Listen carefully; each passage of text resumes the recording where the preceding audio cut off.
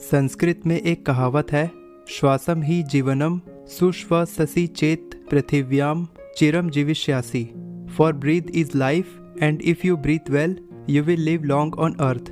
सांस के लिए जीवन है और यदि आप अच्छी तरह से सांस लेते हैं तो आप पृथ्वी पर लंबे समय तक जीवित रहेंगे। ब्रीदिंग सबसे पहली चीज है जिसे हम जन्म के बाद लेते हैं और मरने के बाद ये सबसे आखिरी चीज होती है। प्रॉपर ब्रीदिंग यानी सही तरीके से सांस लेना हमारी हेल्थ और वेलबींग के लिए बहुत ज़रूरी है, लेकिन फिर भी हम इस पर ध्यान नहीं देते हैं। हम में से ज़्यादातर लोग चेस्ट ब्रीदिंग करते हैं, यानी अपनी छाती में बची हुई हवा से सांस लेते हैं। इसे शैलो ब्रीदिंग भी कहते हैं। जबकि अगर हम अपने डायफ्राम से सांस लें तो ये हमारी सेहत के लिए बहुत ही फ़ायदेमंद होता है। और क्योंकि हम अपनी रोज़मर्रा की ज़िंदगी के स्ट्रेस की वजह से उस तरह से सांस नहीं लेते हैं जिस तरह से लेनी चाहिए, हमें अपनी बॉडी में दर्द और पीड़ा महसूस होती है जो धीरे धीरे करके बढ़ती जाती है। और फिर उस दर्द और पीड़ा को कम करने के लिए हमें ढेर सारी दवाइयाँ खानी पड़ती हैं। आज की इस वीडियो में मैं आपको एक ऐसी ब्रीदिंग टेक्निक बताने वाला हूँ जिसे अगर आप हर दिन प्रैक्टिस करते हैं तो ये आपकी बॉडी को रिलैक्स करके टेंशन कम करती है, आपकी सेहत अच्छी होती है और आप खतरनाक बीमारियों से अपना बचाव कर सकते हैं। लेकिन पहले जानते हैं कि सांस लेना आपके जीवन और स्वास्थ्य के लिए इतना ज़रूरी क्यों है और इससे आपकी बॉडी में क्या प्रभाव पड़ता है। योग में सांस को प्राण या यूनिवर्सल एनर्जी कहा जाता है, जिससे बॉडी और माइंड, कॉन्शियस और अनकॉन्शियस, सिंपैथेटिक और पैरासिम्पैथेटिक नर्वस सिस्टम के संतुलन के लिए इस्तेमाल किया जाता है। और ये एक ऐसी चीज़ है जिसकी मदद से हम अपनी बॉडी में पॉजिटिव बदलाव ला सकते हैं। ये हमारी बॉडी का एक ऐसा फंक्शन है जो वॉल्यूंटरीली यानी अपनी मर्जी से और इनवॉल्यूंटरीली यानी अपने आप काम करता है।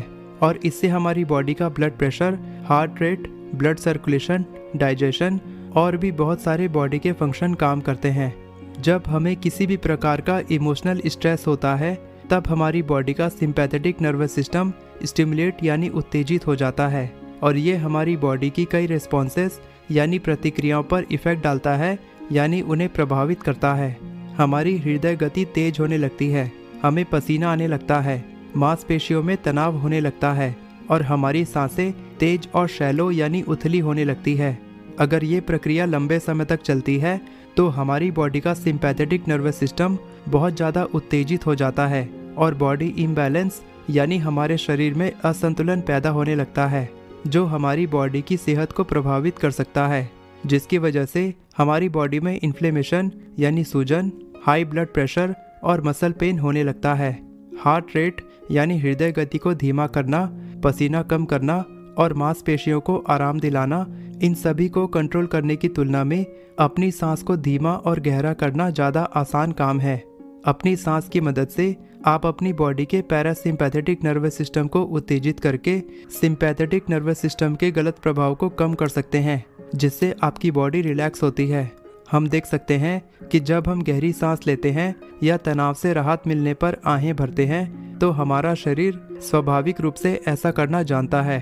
अपनी बॉडी को ठीक करने और बीमारियों से बचाव करने की स्पेशल ब्रीदिंग टेक्निक के बारे में जानने से पहले चलिए जानते हैं कि आप अपनी बॉडी को सही तरीके से सांस लेने की ट्रेनिंग कैसे दे सकते हैं। अपनी बॉडी पर पॉजिटिव और नेगेटिव दोनों प्रभावों के लिए सांस को ट्रेनिंग दिया जा सकता है। तेजी से शैलो यानी अधिक उथली सांस लेने से आपकी छाती की मांसपेशियों की मूवमेंट यानी हलचल उतनी नहीं होती है जितने की धीमी और गहरी सांस में होती है। और ज़्यादातर लोग अपनी बॉडी के ऊपरी भाग यानी केवल छाती की हवा तक से सांस लेते हैं, यानी चेस्ट ब्रीदिंग करते हैं। अगर आपको पता लगाना है कि आप अपनी छाती से सांस लेते हैं या अपने पेट से, तो आप इस एक्सरसाइज से पता लगा सकते हैं। सबसे पहले अपने राइट हैंड यानी दाएं हाथ को अपनी छाती के ऊपर रखें और लेफ्ट हैंड यानी बाएं हाथ को अपने पेट के ऊपर रखें। और जब आप सांस लें तब ध्यान दें कि कौन सा हाथ ज़्यादा ऊपर उठता है। अगर आपका राइट हैंड ज़्यादा ऊपर उठ रहा है इसका मतलब आप चेस्ट ब्रीदर हैं, यानी छाती से सांस लेते हैं। और अगर आपका लेफ्ट हैंड ज़्यादा ऊपर उठ रहा है इसका मतलब आप एब्डोमिनल ब्रीदर हैं, यानी आप अपने पेट से सांस लेते हैं। चेस्ट ब्रीदिंग इनएफिशिएंट यानी बेअसर है क्योंकि ज़्यादातर ब्लड फ्लो यानी रक्त प्रवाह आपके लंग्स यानी फेफड़ों के निचले भाग में होता है और यहाँ पर सांस लेने के लिए बहुत ही लिमिटेड हवा होती है। इसी वजह से तेज और उथली सांस लेने से आपके ब्लड में कम ऑक्सीजन जाता है और आपकी बॉडी के टिश्यूज यानी ऊतकों में कम न्यूट्रिएंट्स यानी कम पोषक तत्व पहुंच पाते हैं।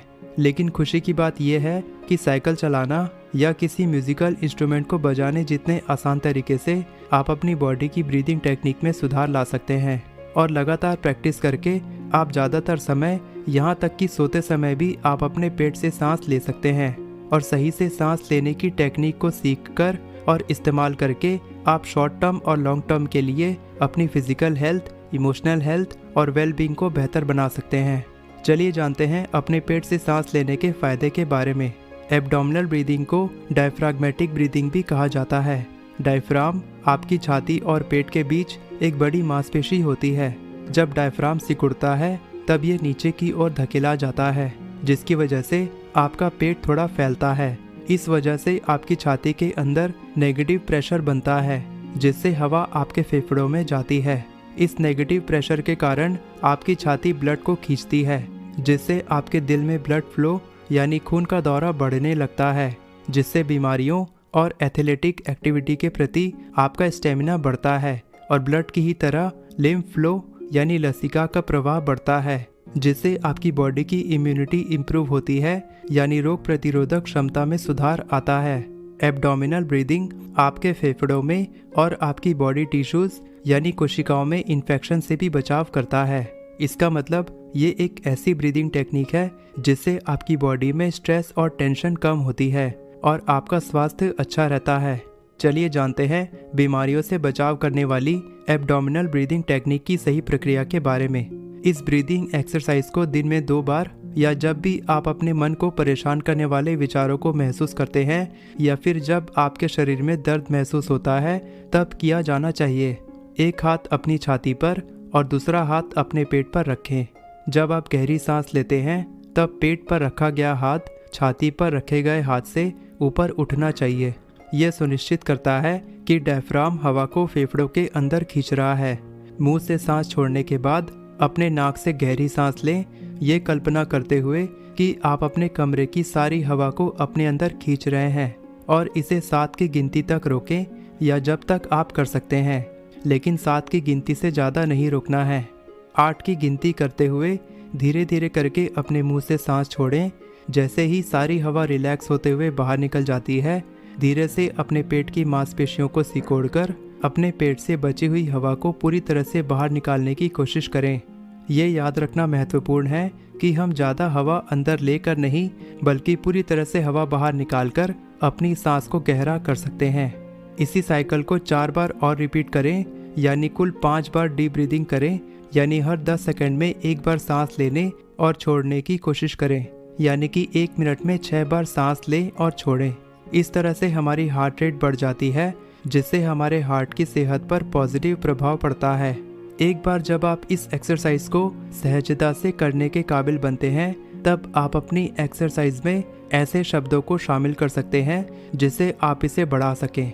उदाहरण के लिए सांस लेने के दौरान आप खुद को रिलैक्स कह सकते हैं और सांस छोड़ने के दौरान आप क्रोध या तनाव कहकर सांस छोड़ सकते हैं। आइडिया ये है कि जिस फीलिंग या इमोशन को आप अपने अंदर लाना चाहते हैं उसे सांस लेते वक्त लाएं और जिस फीलिंग या इमोशन को आप बाहर निकालना चाहते हैं उसे सांस छोड़ते वक्त छोड़ दें।